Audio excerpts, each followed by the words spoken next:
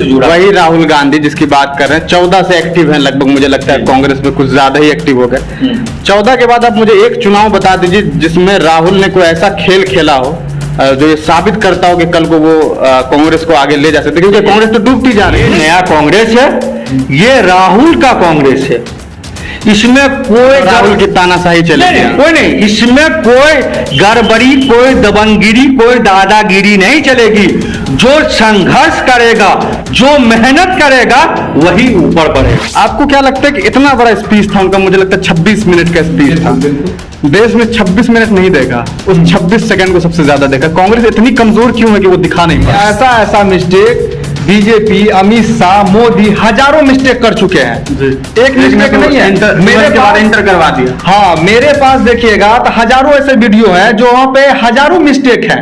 वो प्रधानमंत्री हैं, हम उनका सम्मान करते हैं। प्रधानमंत्री, हमारे देश के प्रधानमंत्री, इसे सम्मान करते हैं, लेकिन उनके विचारधारा को हम सम्मान नहीं करते हैं। उनका विचारधारा एक कट्टरपंथ की तरफ जाता है, सेकुलर की तरफ नहीं जाता। हमें लगता है कि हर साल हम लोग सुनते थे कि यहाँ दंगा हुआ है, वहाँ दंगा हुआ। भाजपा के राज में दंगे कम हो गए।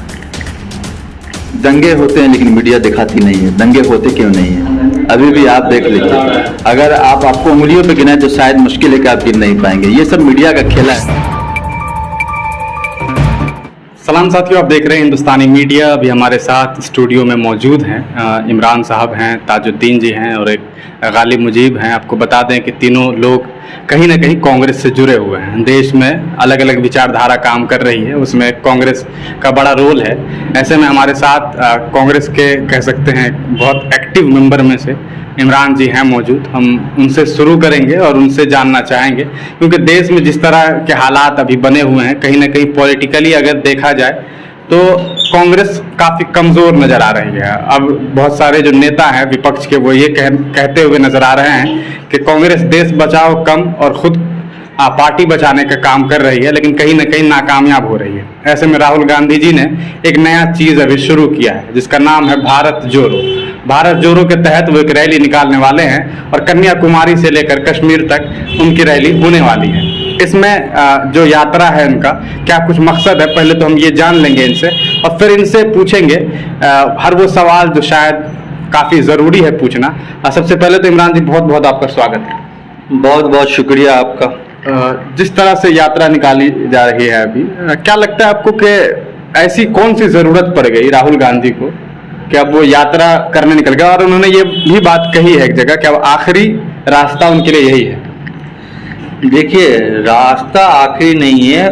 अभी जिस तरीके से देश का माहौल चल रहा है, ये आप भी देख रहे हैं। अभी देश को जो है जोड़ने की जरूरत है। तो हम लोगों का जो राहुल गांधी जो एक बात कहें, भारत जोड़ो यात्रा पे निकले हैं। 3500 किलोमीटर कन्याकुमारी से लेकर कश्मीर तक वो भारत जोड़ो यात्रा पे निकले हैं। 3500 किलोमीटर वो पैदल यात्रा करेंगे, जिसमें वो अपनी बात जो है, अपनी विचारधारा लोगों तक पहुंचाएंगे, जहां मीडिया सिस्टम जहां तक नहीं पहुंचा पा रही है। आपने रामलीला मैदान में सुना होगा कि राहुल गांधी ने कहा कि मीडिया सिर्फ मोदी और उनके जो मालिक हैं, जो कुछ उद्योगपति हैं, उनके बारे में टीवी पर दिखाते हैं। तो हम लोगों का कार्यशैली ये बनता है कि हम जगह जगह जाए और हर क्षेत्र में जाए, हर गांव में जाए, हर कस्बा में जाए और वहां जाकर अपनी विचारधारा को बताएं। और जो ये भारत जोड़ो यात्रा है, इसी के संदर्भ में है कि हम हर जगह जाके अपनी विचार। जो राहुल गांधी अपना कांग्रेस नहीं जोड़ पा रहे हैं, बार बार इस्तीफा हो रहा है। गुलाम नबी आज़ाद साहब आज़ाद हो गए आपकी पार्टी से, कहीं ना कहीं ऐसा लगा मानो कांग्रेस में रह के वो गुलाम थे और अब आज़ाद हो गए। तो ऐसे नेता आपको छोड़ करके जा रहे हैं जो काफ़ी वरिष्ठ नेता हैं कांग्रेस के, फिर आप भारत कैसे जोड़िएगा जब खुद नहीं जोड़ पा रहे अपने आप को? देखिए, ये सब राजनीति में होता रहता है। बहुत सारे आते हैं जाते हैं। आप भी तो, हम लोग विपक्ष में बैठे हुए हैं, खैर, और विपक्ष के नेता तो इसी तरह जाते रहेंगे। जो लोग सत्ता में बैठे हैं उनके भी नेता, कितने नेता छोड़ के जो है हमारी तरफ आए हैं। तो इन सब बातों में कोई नहीं है। और बता सकते हैं कोई ऐसा नेता हो जो मान लीजिए गुलाम नबी आज़ाद के रैंक का हो, जो आपकी पार्टी में आ गया? देखिए, गुलाम नबी आज़ाद का आप क्या बोलिएगा? आप इतने सीनियरिटी नेता है, इतने सीनियर नेता है कि उसके बारे में हम लोग क्या बोले। हाँ, तकलीफ हुई है, दुख दर्द हुआ है कि जो है उनके जाने से पार्टी को जो है कहीं ना कहीं थोड़ा बहुत जो है नुकसान झेलना पड़ेगा, मगर इसमें कहीं कोई संदर्भ नहीं है कि गुलाम नबी आजाद साहब का जो रिमोट कंट्रोल है वो मोदी के हाथ में है। अच्छा। इसमें कहीं कोई दो राय की बात नहीं है। इसलिए गुलाम, अरे भाई पार्टी ने क्या कुछ नहीं दिया आपको, आपको पार्टी ने हर कुछ दिया।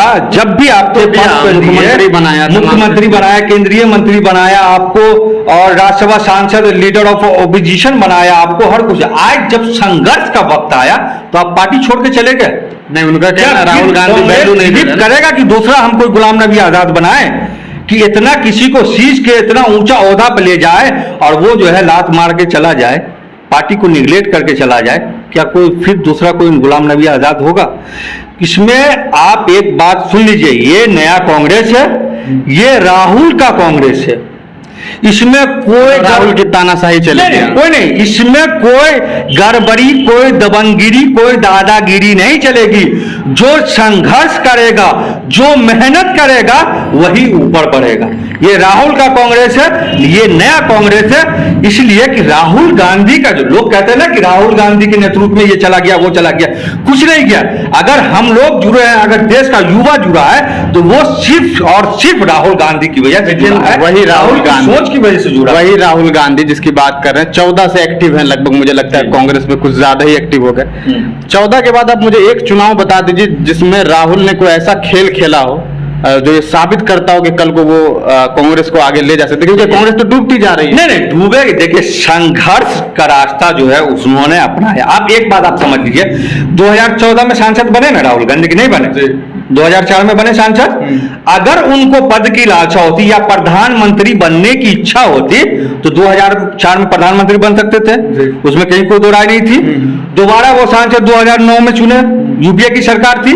अगर प्रधानमंत्री बनना था, राहुल गांधी को अपना कैरियर बनाना था, तो 2009 राहुल गांधी का दौर नहीं था ना। नहीं, सुनिए, कैसे सांसद थे ना, वो सांसद थे। अगर वो चाहते तो प्रधानमंत्री बन सकते थे, इस देश के कैरियर अपना बना सकते थे। मगर ये उनका कैरियर बनाने की बात नहीं है। इस देश के बेरोजगार युवाओं का, मजलूमों का कैरियर बनाने के लिए राहुल गांधी ने संघर्ष का रास्ता अपनाया है। हाँ, भले रास्ता कठिन है, मगर जीत हमारे निश्चित है। सत्य परेशान हो सकता है, मगर पराजित नहीं हो सकता है। राहुल गांधी का संघर्ष, उसकी मेहनत एक न एक दिन इस देश में इनकलाब जरूर लाएगा। चलिए, ठीक है। तो ये हमारे साथ इमरान जी हैं और तमाम बातचीत इन्होंने अपनी तरफ से रखी है कांग्रेस को लेकर के। मैं एक बात इनसे ये पूछना चाहूँगा कि जिस तरह से कांग्रेस के बारे में ये बात कही जाती है कि वो मुसलमानों की पार्टी है, हालांकि वो है नहीं, और कई सारे दंगे हुए उनके राज में, बहुत सारे लोग सवाल करते हैं। ऐसे में आप किस तरह से देखते हैं? देखिए, सबसे पहली बात ये जो है मोटा वाली बात है कि जो लोग अगर इस टाइप का एनालिसिस करते हैं कि हिंदू जो है, कांग्रेस जो मुस्लिमों को पार्टी, आप मान लीजिए कि कांग्रेस का परसेंटेज 18% मान लीजिए इस देश में, 16% मान लीजिए। अगर कांग्रेस मुसलमानों की पार्टी है तो 16-18% कांग्रेस का वोट बैंक ले लीजिए। बाकी जो 23-24% हमको वोट चाहिए, तो 4% आप कहीं से भी ला सकते थे, तब तो कांग्रेस बूम कर जाती, बहुत ऊंचे ओहदे पर चली जाती अगर मुसलमानों की पार्टी होती। मगर ऐसा कुछ नहीं है। कांग्रेस एक सेकुलर पार्टी है, सबकी पार्टी है। और जो लोग ये कह रहे हैं कि भाजपा, बीजेपी हिंदुत्व की पार्टी है, हिंदुत्व की विचार, देखिए वो उसकी विचारधारा हिंदुत्व की है, मैं हिंदू की पार्टी नहीं हो सकती वो। उसका हम आपको जीता जागता सबूत दे रहे हैं कि आप ये बताइए कि बहुसंख्यक की आबादी इस देश में कितना है? 70%, 70-80-75% मान लीजिए। आप बहुमत लाने के लिए अगर यहां आपको सरकार बनाना हो, अगर बहुमत आप लाते हैं, पिछली बार बीजेपी ने 29% पर वोट बैंक पर बहुमत लिया है। तो इसका मतलब बीजेपी को जब 29% वोट पड़ा, इसका मतलब साफ जाहिर हो गया ना कि सारा हिंदू बीजेपी की तरफ नहीं है। आज भी देश का आधा हिंदू सेकुलर पार्टी की तरफ है, कांग्रेस के साथ भी तो नहीं है ना वो। क्या, कैसे नहीं? कांग्रेस अगर कांग्रेस के साथ होती आधा तो जीत जाता है। हमारा वोट डिवाइड हो रहा है। सेकुलर पार्टी में जो है कुछ मुलायम के पास, कुछ लालू के पास, आप ले नहीं पा रहे हैं, डिवाइड हो रहा है। मगर इस बार 2024 में हम लोग सब एक होके, एक मजबूत तरीके से पूरा विपक्ष एक होके इस बार तानाशाह को किसी भी हाल में इस देश की जनता निकाल के उखाड़ के फेंकेगी और एक अच्छी सरकार का गठन। आखिरी सवाल पूछूंगा आपसे, 24 में किसको प्रधानमंत्री बना रहे, राहुल गांधी को कि नीतीश कुमार को? ये विपक्ष तय कर लेगा, इसमें ये अभी बोलना ठीक नहीं होगा, ये जनता तय करेगी और जो हमारे शीर्ष नेतृत्व है वो तय करेगा। तो कहीं ना कहीं बच रहे हैं देश में, जिस तरह से हालात बने हुए हैं, बिहार वाले नीतीश कुमार को प्रधानमंत्री बनाना चाह रहे हैं, लेकिन चूंकि कार्यकर्ता हैं तो कहीं ना कहीं इस बात को सोच समझ करके इनको बोलनी होगी। और भी हमारे साथ हैं जिला परिषद, हमारे साथ हैं ताजुद्दीन साहब, बिस्फी विधानसभा क्षेत्र से आते हैं। हम इनसे बातचीत करते हैं, चूँकि ये भी कहीं ना कहीं कांग्रेस को थोड़ा बहुत सपोर्ट करते हैं, तो इनकी विचारधारा भी उनसे मिलती जुलती हुई है। जिस तरह के हालात हैं ताजुद्दीन साहब अभी, खास करके देश में, देश छोड़िए अगर हम अपने लेवल पे बात करें, अपने मधुबनी जिला की ही बात करें, आपको नहीं लगता कांग्रेस खत्म हो गई है? नहीं, ऐसा तो नहीं लगता है, क्योंकि कांग्रेस का जो विचारधारा है वो किसी भी पार्टी का विचारधारा नहीं है। क्योंकि हमने शुरू से देखा, क्योंकि हम तो कांग्रेस से ज्वाइन नहीं है, लेकिन हम उनके विचारधारा को मानते हैं और उनके विचारधारा को, उनका विचारधारा हमको अच्छा लगता है, इसीलिए हम कांग्रेस को मानते हैं, उनका सपोर्ट करते हैं, उनको वोट गिराते हैं, उनको वोट डलवाते हैं, और उनको जो है मतलब जैसे लोग जो कार्यकर्ता जैसे काम करते हैं उस तरह से हम भी काम करते हैं। और जहां तक ये देख लीजिए, अभी हमेशा बहुत सारी न्यूज चैनल इस सब पे आता रहता है कि 70 साल में क्या हुआ, 60 साल में क्या हुआ, 50 साल में क्या हुआ। हमने कहा कि जो कांग्रेस के रीजन में जो हुआ, जो हिंदुस्तान को मिला, वो आज तक किसी भी सरकार में नहीं हुआ। ये नतीजा आपके सामने में है। 2014 के बाद देख लीजिए स्थिति क्या है। और राहुल गांधी जी ने दिल्ली से हल्ला बोल मन से जो बोले कि 450 रुपए सिलेंडर, जब वो 2014 में दिए, कांग्रेस की देन थी 450 में, आज हम लोग खरीद रहे हैं 1050 में। आज वही देख लीजिए, तेल जो हम लोग खाते थे 2013-12 में 90 रुपए 80 रुपए लीटर, आज हमको 200 रुपए खाना पड़ रहा है। लेकिन ये सबसे बड़ा बात है कि जो गरीब जो तबके के लोग आते हैं, तो गरीब तबका लोग जो है, ये तो सबका मतलब यूज का चीज है, चाहे वो दूध हो, तेल हो, आटा हो, चीनी हो, पत्ती हो, हर चीज महंगा हो चुका है। आज वही चीज आप हमको देखिए, लोग नहीं बोलता है जिसको अंधा भक्त कहते हैं, अंधा भक्त वो क्या है कि वो कितनों पेट्रोल महंगा हो जाए, डीजल महंगा हो जाए, चीनी दूध पत्ती महंगा हो जाए, लेकिन वो भक्ति है। अच्छा, एक बात बताइए ताजुद्दीन साहब, बहुत प्राइस के बारे में बातचीत कर रहे थे। अभी हाल ही में राहुल गांधी जी ने एक बयान दिया, उसमें उन्होंने केजी के जगह लीटर कह दिया था, आपको याद होगा। आपको क्या लगता है कि वो, मैं समझ रहा हूँ कि उनका वो कह सकते हैं कि बोलते बोलते मिस्टेक में बुला गया, देखिए, लेकिन मैं आपसे ये पूछना चाह रहा हूँ, असल में मुझे उनसे इस बात की गिला नहीं है कि उन्होंने क्यों कहा। आपको क्या लगता है कि इतना बड़ा स्पीच था उनका, मुझे लगता है 26 मिनट का स्पीच था, देश में 26 मिनट नहीं देखा, उस 26 सेकंड को सबसे ज्यादा देखा। कांग्रेस इतनी कमजोर क्यों है कि वो दिखा नहीं पाती? नहीं, देखिए, क्योंकि जब वो, एक बात आपने बहुत अच्छी कहा है, वहां पर जो है ना सिर्फ लीटर की काउंटिंग हो रही थी, जैसे कि तेल को लीटर में देखिएगा, दूध को लीटर में देखिएगा, तो वो लीटर की काउंटिंग होते होते वो आटा पे आए तो वो मिस्टेक होता है। क्योंकि ऐसा मिस्टेक बीजेपी, अमित शाह, मोदी हजारों मिस्टेक कर चुके हैं, एक मिस्टेक नहीं है। मेरे पास इंटर करवा दिया, हाँ, मेरे पास देखिएगा तो हजारों ऐसे वीडियो हैं जो वहां पे हजारों मिस्टेक हैं।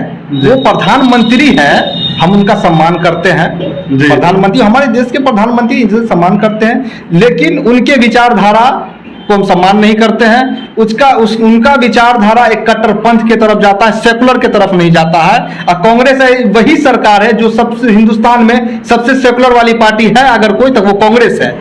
कल को आप कांग्रेस ज्वाइन करेंगे तो वो हो सकता है, मतलब अभी हम क्योंकि अभी आप हैं राजनीति में, तो आप एक्टिव हो गए हैं, क्या लगता है कि फ्यूचर देख रहे हैं उधर अपना? हाँ, नहीं, अब कांग्रेस में हम पहले बोल दिए कि हम उनके विचारधारा को मानते हैं। और बहुत सारे नेता को देखिएगा कि लोग नेता बन रहे हैं, आ रहे हैं, कांग्रेस ज्वाइन कर रहे हैं, MP MLA बन रहे हैं, जहाँ के मुख्यमंत्री भी मतलब उनको नाम देता है कांग्रेस, वो भी बैक हो जा रहे हैं।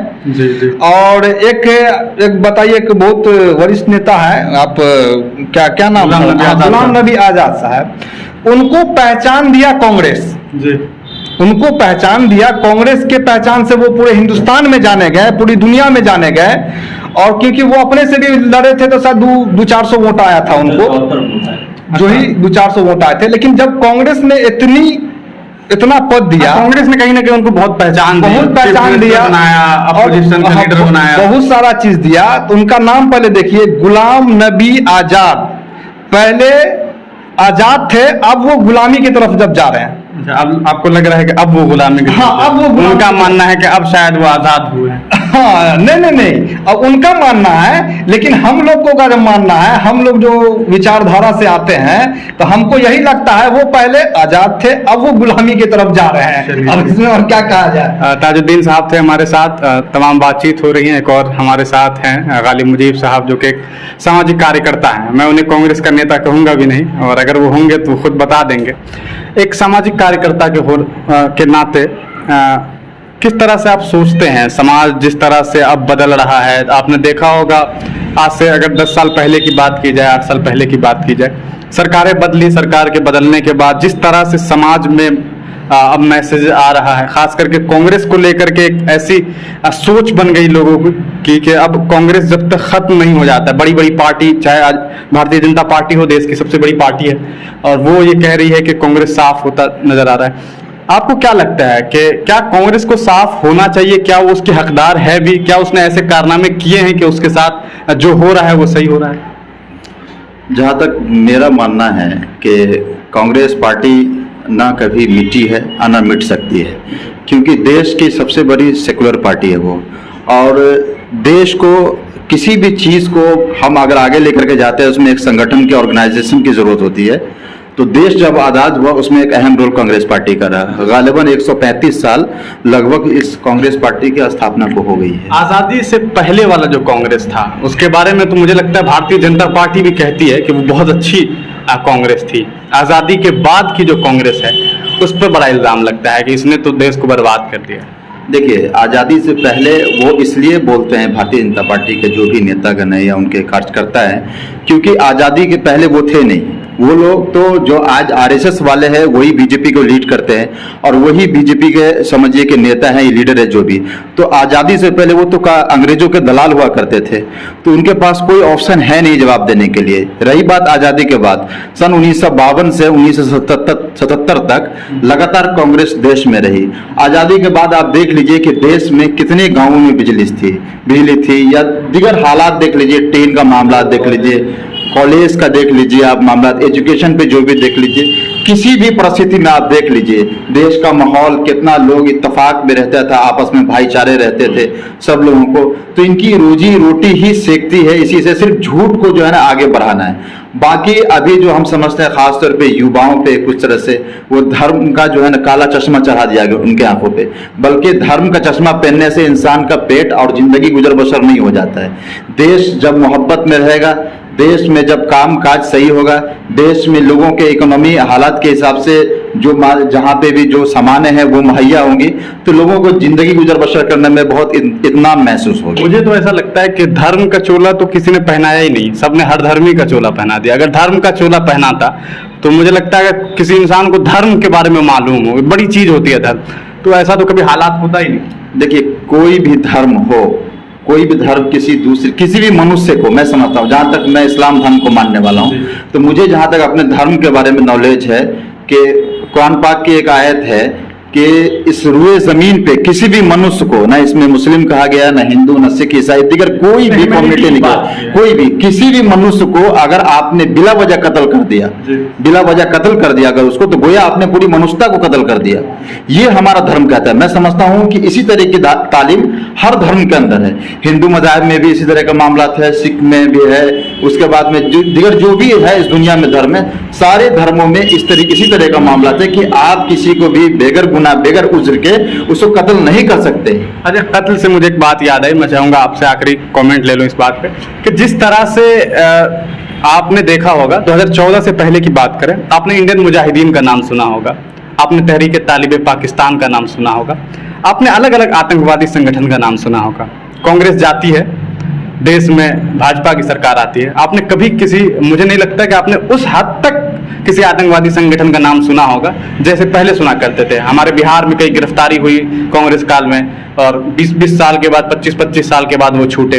हमने गुजरात में देखा कि 22-22 साल लोग जेल में रहे और कोई इल्ज़ाम साबित नहीं हुआ, भाजपा के राज में वो रिहा हुए। क्या आपको नहीं लगता कांग्रेस काल में मुसलमानों का सबसे ज्यादा मिसयूज किया गया राजनीति के लिए?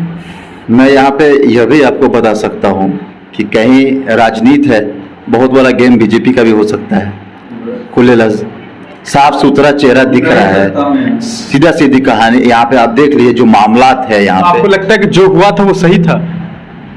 देखिए राजनीति अगर इस तरह से देखें तो आपको ये भी मानना पड़ेगा कि शायद फिर जिस युवा की गिरफ्तारी हुई थी वो दोषी रहा होगा। नहीं, वो दोषी नहीं, राजनीति के भेंट तो कोई भी चढ़ जाता है। राजनीति के भेंट चढ़ने वाले हमारे जैसे जनता ही हैं। अच्छा, आपका कहना है कि पहले राजनीति की भेंट कांग्रेस ने चढ़ाई और अब उसी को रिहा करके कहीं ना कहीं ये भी राजनीति की रोटी सेक रहे जी हैं। नहीं, बीजेपी वाले कुछ मतलब ये समझिए कि जहन पे पर्दा पड़े हुए जो युवा थे, मुसलमानों के जज्बाती थे, उनको जो ऐसे इस्तेमाल कर करके पहले उनको तो आग में ढकेला, और फिर जब वो आग में, हालांकि अभी भी हो रहा है आपके मधुबनी जिला से अभी कुछ लोगों को पीएफआई के नाम पे, हालांकि पीएफआई के बारे में लोग जानते कम हैं, वो एक मुझे लगता है कि अभी तक उसको कोई बैन नहीं किया गया है, तो एक सही संगठन है, उसको बैन करने की कोशिश तो की जा रही है लेकिन हुआ नहीं है, तो अभी संगठन सही है, लोग उसके ऊपर बात कर रहे हैं, लेकिन जिस तरह से पहले होता था खास करके वो अब नहीं हो रहा है। और दूसरा एक बात मैं आपसे यही पूछूंगा, आप बात कर रहे हैं, मुझे लगता है कि कांग्रेस के कार्यकर्ता आप भी हैं, तो जिस तरह से पहले देश में दंगे हुए, जिस हमें लगता है कि हर साल हम लोग सुनते थे कि यहाँ दंगा हुआ वहाँ दंगा हुआ, भाजपा के राज में दंगे कम हो गए।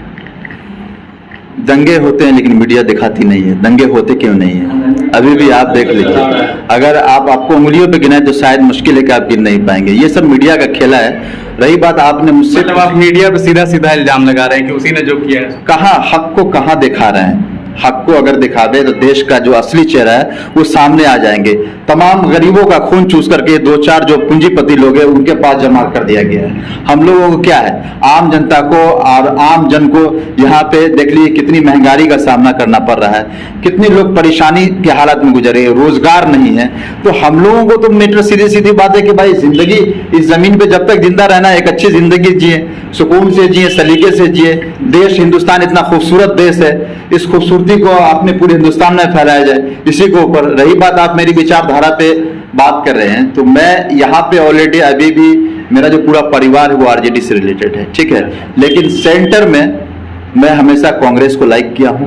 आज महागठबंधन हो गई है इसलिए आप मुझे लगता है कांग्रेस के फेवर में आ गए हैं। गठबंधन से पहले तो कांग्रेस भी अलग थी। जी नहीं, गठबंधन से पहले भी कांग्रेस में सेकुलर पार्टी में सेंटर में अगर सेकुलर कोई पार्टी थी तो वो तो कांग्रेस ही थी। मैं सेकुलर आदमी हूं तो मैं तो कांग्रेस को ही लाइक करूंगा।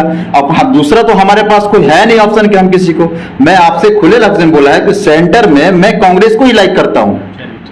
ठीक है, तो ये कहीं ना कहीं हमारे साथ तीन अलग अलग लोग थे, तीनों कह सकते हैं कांग्रेस के, कोई छुपे हुए तो कोई जागे हुए कार्यकर्ता हैं, और जिला परिषद साहब भी थे हमारे साथ, उनसे भी बातचीत हुई। हालांकि ये अभी सदस्यता इन्होंने नहीं ली है लेकिन कांग्रेस को कहीं ना कहीं सपोर्ट करते हैं, बिस्फी से बिलोंग करते हैं। इमरान जी भी थे हमारे साथ, सामाजिक कार्यकर्ता भी हैं, सोशल मीडिया पे अक्सर लोग देखते होंगे कि लगे रहते हैं समाज को जहाँ तक हो सके अपने तरफ से फ़ायदा दे सके। गालिब जी थे, उन्होंने भी बहुत अपने तरफ से बात रखी कांग्रेस को लेकर के, वो भी काफ़ी एक्टिव मेंबर है, कहीं ना कहीं सामाजिक कार्यकर्ता है और समाज में रह करके समाज से जुड़े हुए लोग हैं, तो ये समाज को ज़्यादा जानते हैं और यही वजह है शायद कि सेकुलरिज्म की बात करते करते कांग्रेस को अपने पार्टी समझते हैं। रही बात जिस तरह से कांग्रेस अभी पदयात्रा निकाल रही है, देखना ये है कि क्या ये पदयात्रा सक्सेस होता है, क्योंकि राहुल गांधी ने जिस तरह से पहले पुराने जितने स्टेप उठाए हैं कहीं ना कहीं वो बहुत कामयाब नहीं हो सकिया, और ये उनकी मुझे लगता है आखिरी कोशिश है। देखना ये है कि क्या जो देश मजहब के नाम पे टूट गया है, जो देश कहीं ना कहीं हिंदुत्व और अलग अलग प्रोपेगेंडा के तहत फंस गया है, बट गया है, वो अब जुड़ पाता है या नहीं जुड़ पाता है, ये तो वक्त बताएगा। 3500 किलोमीटर का सफर करना है, देखना यह भी है कि राहुल गांधी साहब कितने किलोमीटर चल पाते हैं और कितने के लिए उन्हें हेलीकॉप्टर की जरूरत पड़ती है। देखते रहिए हिंदुस्तानी मीडिया और चैनल को सब्सक्राइब करना बिल्कुल ना भूलिए। आप हमारी YouTube चैनल हिंदुस्तानी मीडिया को सब्सक्राइब करें। अगर आप Facebook पे हैं तो हमारे पेज को लाइक करें जिसका लिंक डिस्क्रिप्शन में है।